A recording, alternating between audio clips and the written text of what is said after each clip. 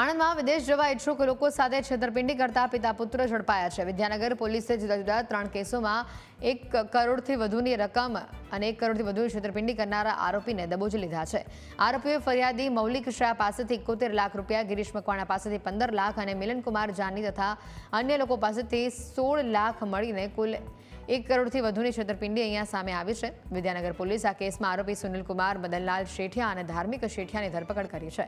તપાસ દરમિયાન સામે આવ્યું છે કે આરોપીઓએ કેનેડાની મોર્ગન કન્સ્ટ્રક્શન એન્ડ એન્વાયરમેન્ટ કંપનીના ખોટા ઓફર લેટર બનાવ્યા હતા અને વિઝા માટે નક્કી કરેલા રૂપિયા પડાવ્યા હતા।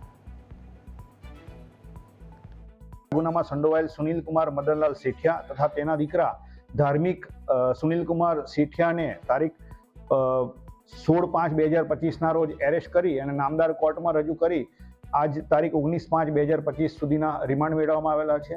આ રિમાન્ડ દરમિયાન હકીકત એવી જણાવેલ છે કે આરોપી સુનિલકુમાર મદનલાલ શેઠિયા તથા તેના દીકરા ધાર્મિક કેનેડા તથા અમેરિકા વર્ક પરમિટના વિઝા અપાવવાના બહાના હેઠળ તેઓને ખોટા દસ્તાવેજો પૂરા પાડી અને ખોટી વર્ક પરમિટ આપતા હોવાની હકીકત જણાવેલ છે।